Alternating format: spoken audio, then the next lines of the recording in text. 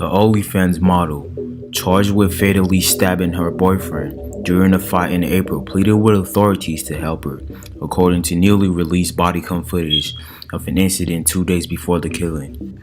Courtney Clenney was hit with a second-degree murder charge in the death of Christina Bombselli after the couple got into a volatile fight on April 3rd. There's an information that has been filed for a murder in the second degree with a weapon, a life felony.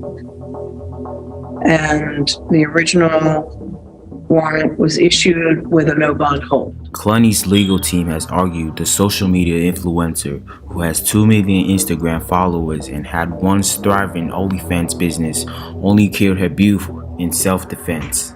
When Miami police showed up at Courtney Clenney's condo on the afternoon of April 3rd, they found her holding her bleeding boyfriend in her arms. Christina Bombselli, age of 27, who had been stabbed in the chest, was pronounced dead at nearby Jackson Memorial Hospital.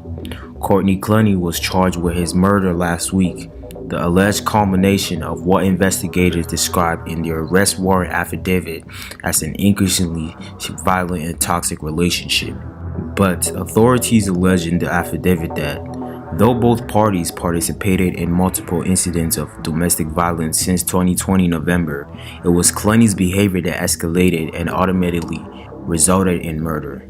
Clenney's attorney Frank Andrew Prieto told E! News when his client was arrested in Hawaii on August 10th that there was clear evidence that she had been defending herself on the night in question. We're going to dissect her opinion, just on a brief review of it. There's things that we believe that are not supported by the record, and we will make a decision whether or not we appeal. Clenney was denied bail and jailed in Hawaii on count of second-degree murder with a deadly weapon, pending extradition. Her first court hearing in Miami is scheduled for September 12th. On her Onlyfans page, Courtney Clenney described herself as a proud Texan and a full-time fitness model and foodie, along with her dogs, Jesse and Ranger. Authorities said she and Bombselli dated for more than 2 years before he died. Friends of the pair said that they met in Austin and moved to Florida together. They were living at the One Paraiso Residences, a luxury building in Miami, in a 3-bedroom unit on the 22nd floor. According to the August 2022 warrant, Clenney was previously arrested in Las Vegas in July 2021 on suspicion of domestic battery against Bombselli. Incidents of violence between the pair began escalating, with Clenney throwing and using weapons on various occasions. According to the investigators, One Paraiso security and other staff documented numerous complaints from fellow tenants as far as 2 floors above the couple's units. Anything, sir? Yeah, what? I'll videotape her. Okay. Right now, you should go. Yeah, you should go. Because you just lost your boyfriend. Security camera footage that was released by the Miami-Dade State Attorney's Office shows an altercation that occurred between the pair on February 21st inside the elevator at the One Paraiso. In the 66-second video obtained by E! News, Clenney gets into the elevator and starts jabbing at the touchscreen numbers, then smacks the panel as Bombselli joins her inside. She proceeds to hit him with an open palm on his shoulder and pushes at him a few more times, then grabs and pulls on his hair from the back of his head. He holds up his arm seemingly towards off her, then uses one arm to pin her to his side so she can't move her arms for a few seconds, while he punches a number on the screen, then lets her go. She starts smirking at him again, and he puts his hands up, eventually appearing to push her towards the other side of the elevator. Her hands contact his face again, right before the doors open, and then she smacks at his back with both hands as she follows him out. Larry Hanfield, an attorney representative of Bombselli's family, counted that the video from the elevator was just an isolated glimpse of pattern of conduct that was demonstrated by the defendant in this case. The defendant had a history of being the aggressor throughout the relationship. She had a history of attacking the deceased. Since moving into the One Paraiso in January, the duo had separated various times. Most recently in March, when Clenney made Bombselli leave while her mother, Deborah Clenney, was in town from Texas. When mom left, Bombselli moved back in on April 1st, and arguments began immediately, Key fob records reviewed by investigators show that a bombshelly went out at around 1:15 p.m. and arrived back at their building at 4:32 p.m. with sandwiches from Subway. At the same time, Clenney was wrapping up an Instagram video, posting shortly before a bombshelly returned. She called him at 4:01 p.m. and again 4:33, right before he walked in the door. At 4:57 p.m., Clenney called 911. My boyfriend is dying of a stab. Ma'am, what is the address? He has a stab wound to his shoulder. He didn't sit down. What do you mean he has a stab wound on his shoulder, ma'am? Yeah, he's bleeding from his shoulder.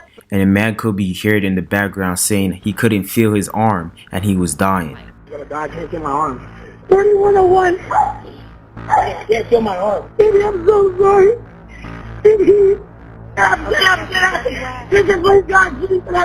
Please, God, please, Meanwhile, neighbors had called building security to report a disturbance, and security called 911 as well at 4:46 p.m. The boyfriend actually came after her and Paul was walking towards there, and then I just said, you know, enough is enough.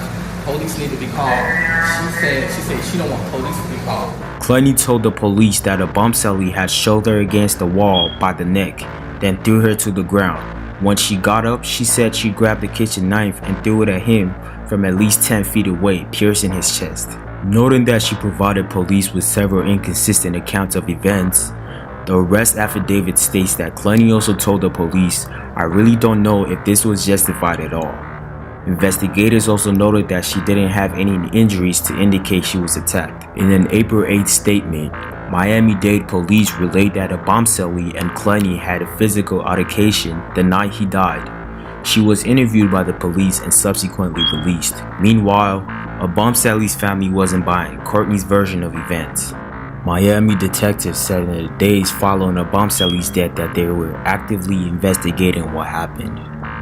Hanfield, the family's attorney, told Rolling Stone that the killing was unprovoked, and to add insult to injury, the person responsible for the killing is walking around free and has not been arrested for causing the death of this young man. All they're looking for is justice. We know the suspect that was involved in this incident has not been arrested. Prieto, Courtney's attorney, said in a statement on April 14th that making accusations about special treatments was irresponsible.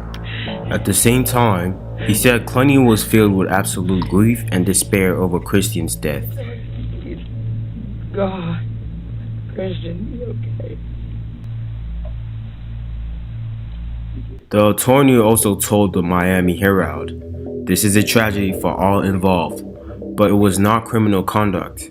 Courtney was defending herself, and the investigation will reveal exactly that." Lawyer.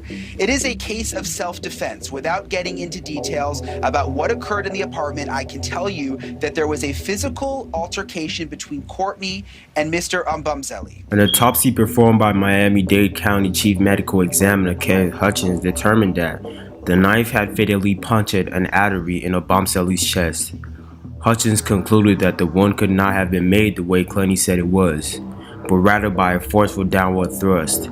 When Clenney was charged, Hanfield told CBS Miami, "We always believed that with thorough and fair investigation, this day will become a reality." For bringing to justice the arrest of the defendant.